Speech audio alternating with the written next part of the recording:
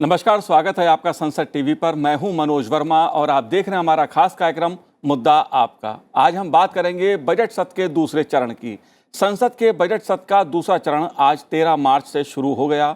Budget सत्र का ये दूसरा चरण 6 अप्रैल 2023 तक चलेगा और इस दौरान 17 बैठकें होंगी। सरकार की कार्यसूची में वित्त विधेयक सहित कई महत्वपूर्ण विधेयकों को पारित कराने का है।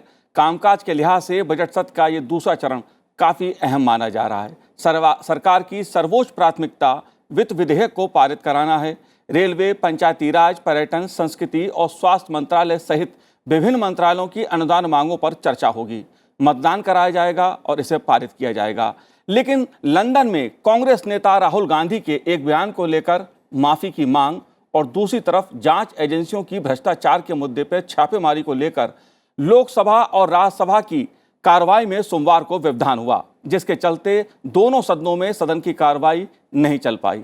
सत्ता पक्ष ने विदेश में दिए गए कांग्रेस नेता राहुल गांधी के बयानों का मुद्दा उठाया। लोकसभा में रक्षा मंत्री राजनाथ सिंह ने तो राज्यसभा में पीयूष गोयल ने कहा कि राहुल गांधी ने विदेश में जाकर देश का अपमान किया है, बदनाम किया है, उन्हें देश से माफ़ी मांगनी चाहिए। जाहिर सी बात है, मुद्दे तमाम हैं, मुद्दा बड़ा है, देश के लोकतंत्र का है, देश की संसद का है, इसलिए मुद्दा आपका में इन सभी पहलुओं पर चर्चा करेंगे।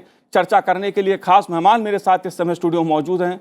लोकसभा सांसद गुमान सिंह दामोर जी हमारे साथ हैं। गुमान जी, आपका बहुत बहुत स्वागत है संसद टीवी पर। साथ ही हम बात करेंगे राज्यसभा सांसद डॉक्टर अमर पटनायक जी से। अमर जी, आपका भी बहुत बहुत स्वागत है। और साथ में मेरे साथ स्टूडियो में मौजूद हैं लोकसभा सांसद श्याम सिंह यादव जी। श्याम सिंह जी, आपका भी बहुत बहुत स्वागत है। और शुरुआत श्याम सिंह जी मैं आपसे करूंगा। जिस तरह का नज़ारा आज सदन में देखने को मिला, उसे आप एक तो कैसे देखते हैं, खास तौर से राहुल गांधी का एक वक्तव्य, क्योंकि मैं इस बात को पहले इसलिए कर रहा हूं, मुद्दा संसद का है, सदन का है, इस देश के लोकतंत्र का है। लंदन में जो भी उनका वक्तव्य हुआ है, उसको आप कैसे देखते हैं? देखिए, श्री राहुल गांधी के लंदन में दिए गए वक्तव्य पर जो इतना बीजेपी सत्ताधारी पार्टी शोर शराबा फैला रही है, उसकी कोई ज़रूरत नहीं है। मैं बहुत विनम्रता के साथ कहना चाहता हूँ कि यही माननीय प्रधानमंत्री जी मोदी जी थे, जब सत्ता में नहीं थे तो जरा उनका स्टेटमेंट विदेश में जा कर के हिंदुस्तान की सरकार के प्रति क्या था उसको देख लीजिए। अगर आप चाहते हैं तो मैं इस पर ले डाउन कर दूंगा, बहुत कहने लायक भी नहीं है। राहुल गांधी ने तो केवल इतना कहा कि डेमोक्रेटिक इंस्टीट्यूशंस, हमारी डेमोक्रेसी खतरे में है। सारी all the democratic institutions of the country are merging into one. All the democratic institutions are under constraint. That is what Rahul Gandhi said. But our honorable Prime Minister has said much worse things than this. आप उसको भी तो देखिए, आप क्यों नहीं देखते? और ये एक सोची समझी रणनीति है। ये पार्टी, ये सरकार क्या है, एक नैरेटिव देती है, हुआ हुआ हुआ, सभी लोग उसको मीडिया में वही चिल्लाते हैं।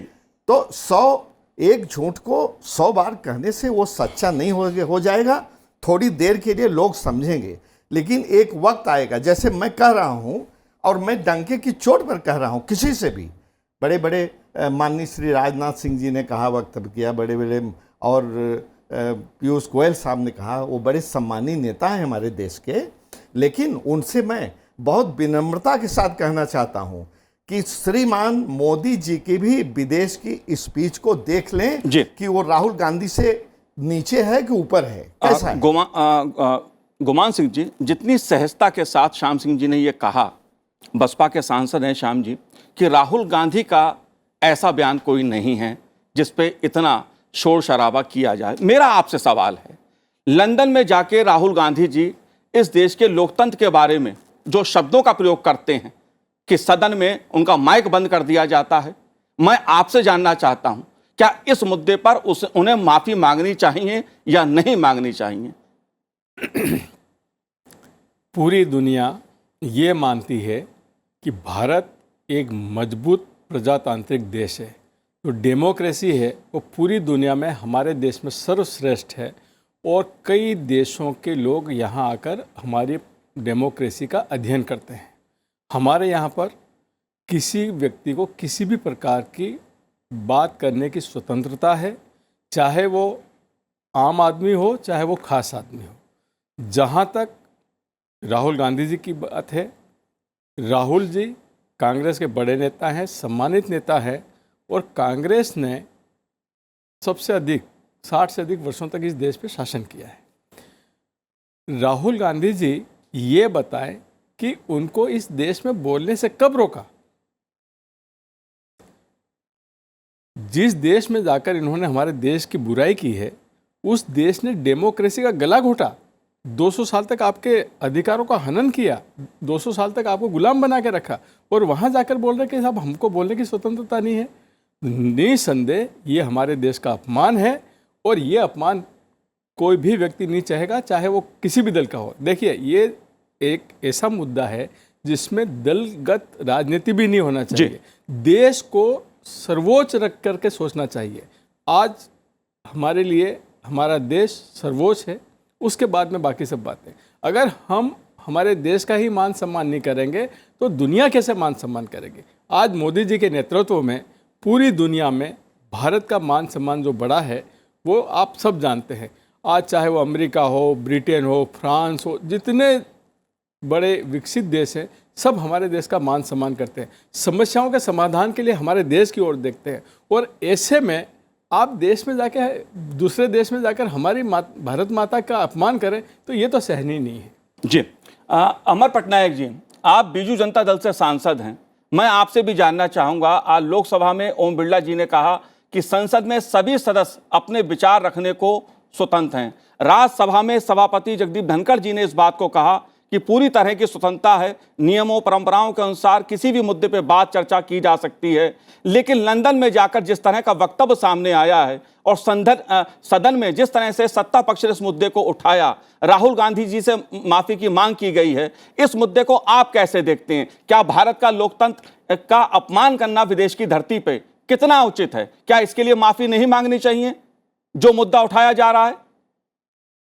देखिए, इसके बारे में मैं दो बिंदु रखूंगा। पहला चीज ये है कि भारत एक वेल फंक्शनिंग डेमोक्रेसी, गणतंत्र है, ये सारा विश्व को पता है।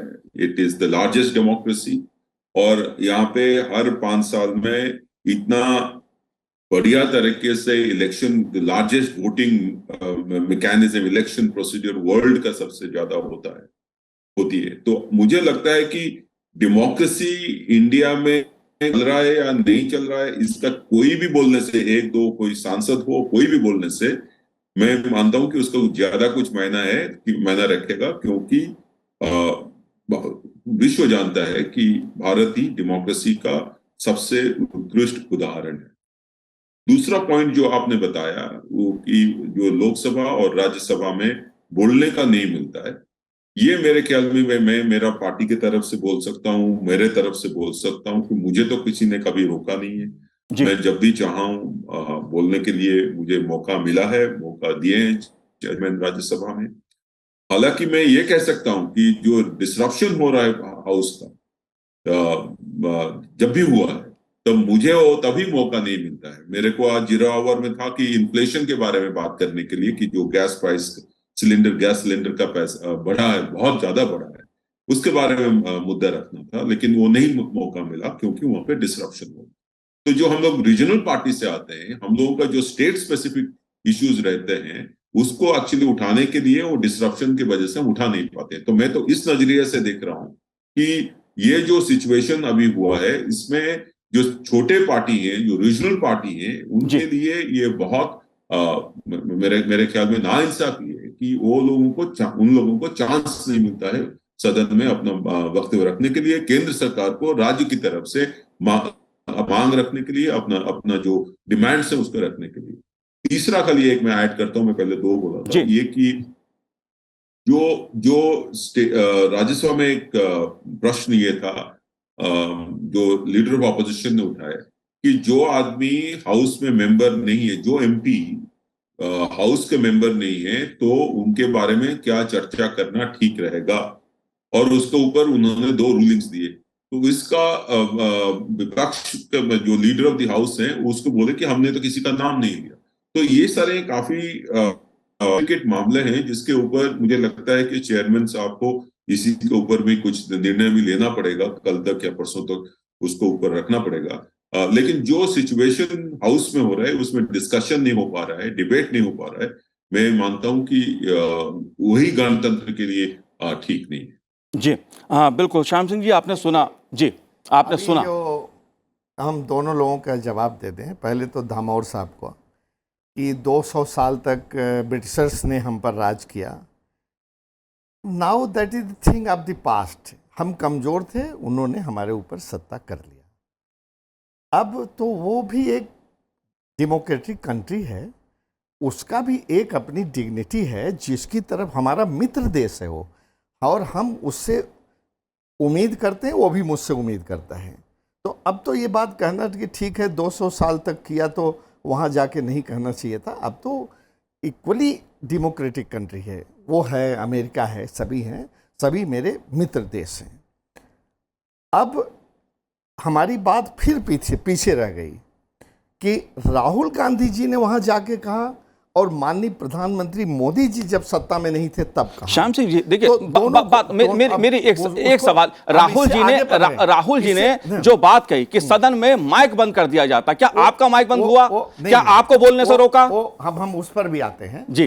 तो ये दोनों को कंपेयर कर दिया जहां तक इसकी चीज है। दूसरी, जहां तक हाउस के डिसरप्शन का सवाल है, मैं आपको बता दूं, इसी पार्लियामेंट्री रिपोर्ट है मेरे पास, मैंने कार्यालय से लिया है। 2009 से 14 के बीच में जब बीजेपी अपोजिशन में थी तो 60 पॉइंट समथिंग परसेंटेज, 60 पॉइंट, आप सुनिए, 60 पॉइंट समथिंग हाउस का डिसरप्शन किया। आज चूंकि ये बात आ गई है एकाएक, तो मैं रिपोर्ट लेके आया नहीं हूं, ठीक है।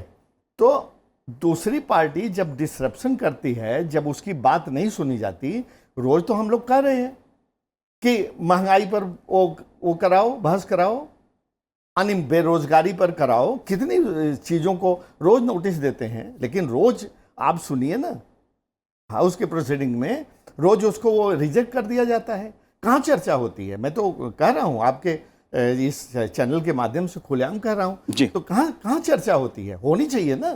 क्या महंगाई मुद्दा नहीं है देश के सामने? क्या बेरोजगारी मुद्दा नहीं है? गुमान जी, दामोर जी, चाहिए ना। क्या जो नोटिस दिए जाते हैं चर्चा उसके अनुसार नहीं होती है? क्योंकि हमने तो जितना देखा, लोकसभा अध्यक्ष जी हों या राज्यसभा के सभापति जी हों, वो कहते हैं नियम के अनुसार, परंपरा के अनुसार जो भी इश्यू आएगा उस पर उसके अनुसार कार्य किया जाएगा, उस पर चर्चा की जाएगी। जितना हमने सुना जी, देखिए मैं आपको बताना चाहता हूँ, मैं कह दूं, फिर धामौर साहब बात करें। हमको तो केवल आज 9 साल हो गया, 14 से लेकर के, हमको तो केवल ये बता दीजिए, धामौर साहब बता दे या कोई भी बता दे, कि आज तक कितनी बार महंगाई पर चर्चा हुई, आज तक कितनी बार बेरोजगारी पर चर्चा हुई। सदन चलेगा तभी तो चर्चा होगी जी। ना 9 साल में सदन चला नहीं। देखिए, सदन को चलाने की अपनी व्यवस्थाएं हैं, शून्यकाल है और बाकी दूसरे भी हैं।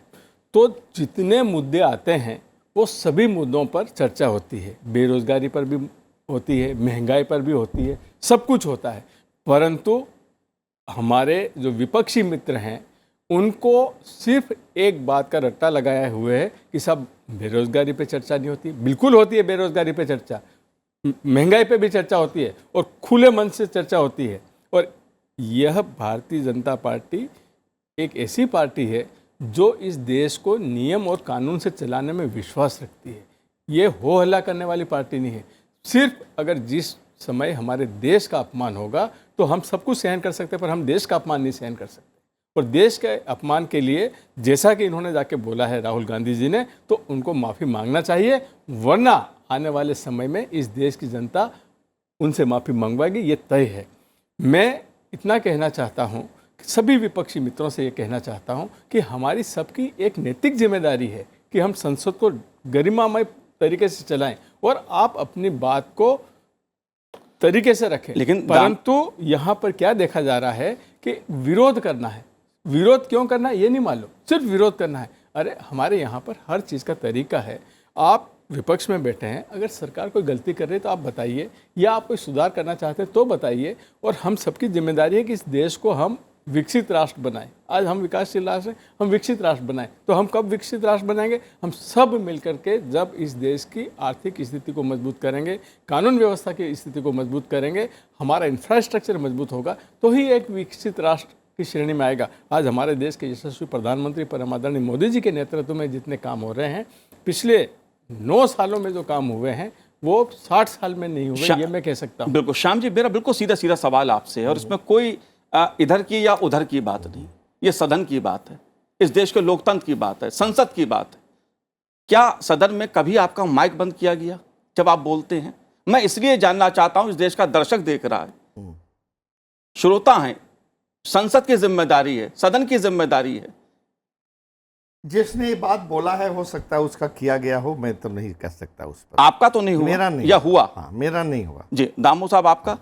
देखिए, हर व्यक्ति को एक टाइम स्लॉट अलॉट होता मैं है। अमर पटनायक जी से एक बात और पूछ लूं। अमर पटनायक जी, मैं इस विषय पे इसलिए चर्चा कर रहा हूं क्योंकि ये मुद्दा बहुत गंभीर है कि माइक बंद कर दिया जाता है।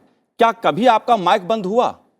नहीं, मैं अभी पहले से बोल चुका हूँ, या कोई और कि ऐसी आपको जो सीमा टाइम दिया हुआ है उसके आप एक्सीड कर रहे हैं तो पहले आपको अलर्ट किया जाता है और उसके बाद शायद माइक बंद किया जाता है, क्योंकि बाकी लोगों को चांस मिलेगा बोलने के लिए। इसलिए नहीं कर रहे हैं कि आपको कंट्रोल किया जा रहा है। तो मुझे तो लगता नहीं कि ये कभी भी राज्यसभा में इतने सालों 4 साल में मैंने कभी नहीं देखा। और दूसरा बात, ये जो इन्फ्लेशन के ऊपर हुआ, अनएम्प्लॉयमेंट के बात ऊपर हुआ, आपका प्रेसिडेंट का motion on thanks to the president speech और बजट के ऊपर जनरल डिस्कशन, उसके ऊपर काफी चर्चा हुए हैं। 0 आवर में भी चर्चा हो सकते हैं, स्पेशल मेंशन में भी हो सकते हैं, और पर्टिकुलरली प्रेसिडेंट स्पीच और ये अपना budget general discussion on budget, उसमें 12-12 घंटे राज्यसभा में दिए गए थे। डिस्ट्रप्शन नहीं होता तो मुझे लगता है कि इसके ऊपर और भी चर्चा हो सकते थे। मुझे तो खेद है कि इसके लिए सेपरेट कि आप पूरा 12 घंटे इन्फ्लेशन में बात कर लीजिए, उसमें तो कोई मना नहीं कर सकता। जी जी बिल्कुल। जैसा अभी पटनायक साहब ने बताया, मैं आपको ये बताना चाहता हूँ कि लोकसभा का मैं पूरे दावे के साथ कह सकता हूँ कि किसी भी माननीय सांसद का माइक कभी भी बंद नहीं किया जाता। जो समय सीमा दी गई है उस समय सीमा में वो अपनी बात रखें, तो उसमें किसी भी प्रकार का व्यवधान नहीं होता है। Shyam ji, business advisory committee की मीटिंग होती है, सभी दल के नेता जाते हैं, लोकसभा अध्यक्ष जी भी चर्चा करते हैं, राज्यसभा के सभापति जी भी चर्चा करते हैं, सदन में हर मुद्दे पर किस मुद्दे पर चर्चा होनी है उसके लिए समय अलॉट किया जाता है, सारी चीज़ नियम पूर्वक होती है। तो फिर सदन क्यों नहीं चल पाता है? जब सदन नहीं चलेगा तो चर्चा कैसे होगी? ये तो बड़ा मैथमेटिकल सवाल है कि नहीं चलेगा तो चर्चा नहीं होगी, चलेगा तो चर्चा होगी। जी। अब सवाल इस बात का है कि चलेगा कैसे। सत्ता पक्ष की जिम्मेदारी है कि उसको विपक्ष को भी साथ लेकर के चलना है, ठीक है ना। यहाँ तो विपक्ष की कोई एक बात मानते ही नहीं अपनी संख्या बल के आधार पर। आप देख लीजिए, विपक्ष ने आज तक जितना भी किसी एक्ट में अमेंडमेंट दिया, विपक्ष ने जितनी बात कही 9 साल में, आप एक भी चीज़ बता दीजिए, ये बता दें कि कौन सी चीज़ विपक्ष की कही हुई सत्ताधारी पार्टी ने माना। एक भी चीज़ मैं कहना चाहता हूँ। तो ऐसे कैसे चलेगा? आप जब संख्या के आधार पर ही हैं तो ये सब तो बेईमानी हो जाता है कि आप चर्चा कराइए, सत्ता पक्ष के लोग बोलें, विपक्ष के भी लोग बोलें, और विपक्ष के लोगों की बात सुनी न जाए, और बाद में वोटिंग हो, एक्ट पर हो या किसी भी रिजोल्यूशन पर है, कुछ भी हो, तो आप संख्या के बल पर उसको पास करा लें। जी। तो ये ऐसे कैसे चलेगा? जी, मैं आपको एक बात बताना चाहता हूँ कि जो सत्ता पक्ष होता है वो देश हित में बिल लाता है और कानून बनाता है। मैं हमारे मित्र यादव साहब से अनुरोध करना चाहता हूँ कि एक भी बिल में ऐसी बात बता दे कि जो राष्ट्र हित में थी और वो नहीं हुई। हम किसी दल विशेष के हित की बात नहीं कर रहे, राष्ट्र हित की बात कर रहे हैं। अगर राष्ट्र हित में कोई बिल आता है तो हम मान सम्मान के साथ उसको। दामोदर साहब, 2 सवाल मेरे आपसे हैं, 2 सवाल मेरे आपसे हैं, छोटे छोटे से सवाल हैं। आज राहुल गांधी जी के मुद्दे को लेकर सत्ता पक्ष की ओर से मांग की गई सबसे पहले खड़े होकर सदस्यों ने किया? देखिए, जिस प्रकार से हमारे देश का अपमान विदेशी धरती पे हुआ, तो वो तो हम सहन नहीं करेंगे। ये तो पहली बार और उनको रिकॉर्ड माफी इन्होंने मांगना कर दी ही है। चाहिए। ये जी, उनको माफी मांगना ही चाहिए। आप ये तो बता दें कि माइक कब बंद किया जाए? इतना बड़ा झूठ, और वो भी विदेश की धरती से हमारे देश के बारे में। और जो आप छापेमारी का मुद्दा है उसे कैसे देखते हैं आप? देखिए, छापेमारी विपक्ष उस पर चर्चा चाहता है। मैं आपको बताना चाहता हूं कि ये देश कानून से चलता है, कानून के ऊपर कोई भी नहीं है। अगर जो इन्फोर्समेंट डायरेक्टरेट है उनके पास अगर कोई इनपुट होगा तो वो किसी भी व्यक्ति की जांच कर सकता है, उसमें सत्ता पक्ष या जी, विपक्ष बहुत अच्छी बात है जैसे कुछ दामोदर भी साहब, नहीं तो है। बिल्कुल ये आप कानून जी, से ऊपर कोई नहीं है। जी, आपने बहुत अच्छी बात की, कानून से ऊपर कोई नहीं है। श्याम जी, मैं एक मुद्दा है, बहुत महत्वपूर्ण मुद्दा है कि जो नेता हैं, अलग अलग दलों के सांसद सदस्य हैं, अनुच्छेद 105 के तहत अभिव्यक्ति के नाम पर सदन में किसी को कुछ भी बोलने की अनुमति दी जा सकती है क्या? ये कितना उचित है?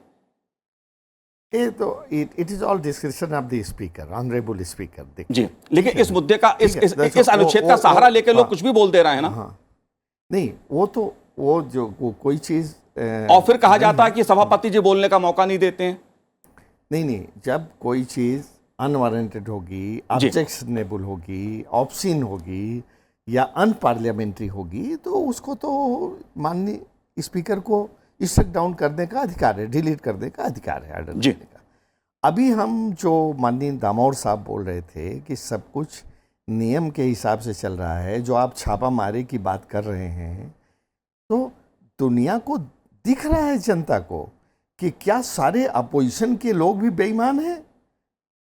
बीजेपी वालों का भी तो एक से एक घाघ बैठे हुए हैं, जो हेमंत बिश्व शर्मा आज चीफ मिनिस्टर और इनके सुनिए, आप सुन लीजिए, इनके वो रिंग लीडर बने हुए हैं, तो उनके ऊपर इसी बीजेपी ने कितना आक्षेप लगाया जी। और शुभेंदु अधिकारी जो थे वो, और जी। मुकुल राय जो थे, ऐसे तमाम लोग। सुनिए, मैं मुद्दा राजनीतिक उस पर नहीं जाना चाहता, क्योंकि ये बहस का मुद्दा का, ये आप पे आरोप लगाएंगे। यही तो है, अभी नियम से दामोदर नहीं साहब आप चलता पे है। आरोप लगा देंगे भ्रष्टाचार के। नहीं, यही तो है, नियम से नहीं चलता। लेकिन हाँ, मैं यही जानना चाह रहा हूं, क्योंकि एक मुद्दा जो अनुच्छेद 105 के तहत है, मैं अमर पटनायक जी आपसे जानना चाहूंगा इस मुद्दे को। ये किसी राजनीति से मैं नहीं देखना चाहता, ना इस पर चर्चा मैं चाहता हूं राजनीतिक दृष्टि से, क्योंकि अनुच्छेद 105 के तहत अभिव्यक्ति के नाम पर सदन में कुछ भी बोलने की अनुमति, कुछ भी कह देना, यह कितना उचित है? इसे आप कैसे देखते हैं इस मुद्दे को? क्या कोई जवाबदेही नहीं होनी चाहिए? तो इसके जो, जैसे श्याम जी बताए कि उसका स्पीकर का पूरा पावर है, डिस्क्रिशन है, और चेयरमैन राज्यसभा में, कि उस सब्जेक्ट को अलाउ करेंगे बोलने के लिए। कोई सदस्य पॉइंट ऑफ ऑर्डर उठाए तो उसको एडमिट करें या ना करें, और इसके ऊपर रूलिंग तभी दें या बाद में दें। कोई शब्द जो यूज हुआ है वो अनपार्लियामेंट्री है क्या, अनपार्लियामेंट्री क्या है, ये हम सभी सदन का सभी मेंबर्स, एक कमिटी है, वो कमिटी बिठाया जाता है, और कमिटी उस जो किताब निकलता है, आप देखे होंगे वो किताब में अनपार्लियामेंट्री वोट्स क्या है, तो उसका एक लिस्ट बनाया हुआ है और उसको रेगुलरली अपडेट किया जाता है, और इसी आधार पर स्पीकर और चेयरमैन निर्णय लेते हैं। तो लेकिन ये नहीं आके कुछ भी बोल दें। मुझे लगता है कि हम सब मेंबर्स रिस्पॉन्सिबल हैं, देश का जनता देख रही है, और देश के जनता ये भी देख रही है कि जो बोला जा रहा है वो देश के हित के लिए, ये राज्य का हित के लिए है, नहीं किस मुद्दा इंपॉर्टेंट है। और सपोज कोई ऐसा मुद्दा है जो मैं जो बोला, जैसा कि जो जिसका अप्रिसिएशन ठीक तरफ से नहीं हुआ है, तो मेरे ख्याल में स्पीकर्स और चेयरमैन के ऊपर वो जो डिस्क्रिप्शन है वो अच्छा है कि वो डिस्क्रिप्शन यूज करे, उसको एक्सपंज करे या इसको रिटेन करे, या इसके ऊपर मंत्री को डायरेक्शन भी दिए। सरकार को कभी कभी डायरेक्शन भी दिया जाता है, आप इसके ऊपर अपने जवाब रखिए। तो मुझे लगता है ये सुस्त परंपरा है, रूल्स के हिसाब से हम लोग चलना चाहिए, और उसी हिसाब से हाउस के रूल्स कौन बनाता है? हम ही लोग बनाते हैं, मेंबर्स ही बनाते हैं, अपोजिशन रूलिंग का सब मिला के बनाते हैं, तो उसी को भी फॉलो करना चाहिए। एक बात और कहना चाहता हूँ जी श्याम जी, 1971 की लड़ाई के बाद जब मिसेस गांधी ने पाकिस्तान के 2 टुकड़े कर दिए, तो उनकी बड़ी वाहवाही हुई।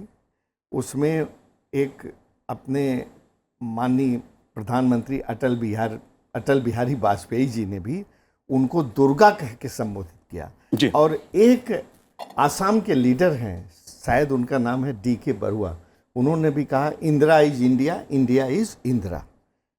इसका इस पार्टी ने बार बार कोट करके बहुत इसकी क्रिटिसाइज करती है, इस वर्ड की, Indira is India, India is Indira. लेकिन वो माहौल का वक्त वो था, ये तकाजा था। जी। अब देखिए माननीय प्रधानमंत्री जी ने वहाँ पर कहते हैं लॉर्ड बसावेश्वरा की मूर्ति इंग्लैंड में स्थापित किए।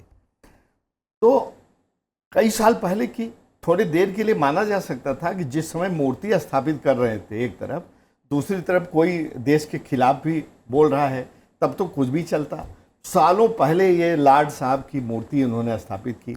अब लॉर्ड की मूर्ति स्थापित कर दें इंग्लैंड में, अमेरिका में, जर्मनी में, फ्रांस में, हर जगह स्थापित कर दें, तो वहाँ हिंदुस्तान का कोई आदमी, कोई नेता जाकर के अगर कोई वो है तो वो बोलेगा नहीं। ये कहाँ तक जायज? जी, लेकिन एक सवाल में ये उठा जी, सवाल आज देश में सवाल ये देश जानना चाहता है कि विदेश की धरती पे जाके देश के लोकतंत्र का अपमान क्यों? ये देश जानना चाहता है इस बात को। जानना चाहता है, जाने, लेकिन दूसरे लोगों ने भी जो अपमान किया। लेकिन अटल जी ने दुर्गा कहा था, नहीं कहा था, इसको लेके भी कई तरह की कहानी है। सुनिए जी, मैं जो आपको बताना चाहता हूं कि जो हमारा देश है ये बहुत तेज़ी से तरक्की कर रहा है और यशस्वी प्रधानमंत्री जी की वाहवाही चारों तरफ हो रही है।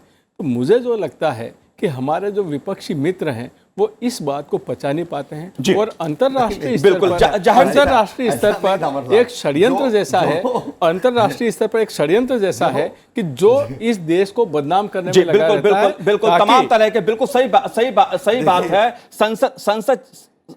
संसद चलेगी तो विभिन्न मुद्दों पे चर्चा होगी। वित्त विधेयक संबंधी विधेयक पारित होने हैं, अनुदान मांगों पे चर्चा होनी है, जाहिर सी बात है मुद्दे बहुत हैं। सदन चलेगी तो उन सभी पे चर्चा होगी। आप तीनों ने इस कार्यक्रम में भाग लिया, बहुत बहुत शुक्रिया, बहुत बहुत धन्यवाद हमसे बात करने के लिए। तो आज इस कार्यक्रम में इतना ही, मुझे दीजिए आज्ञा, नमस्कार।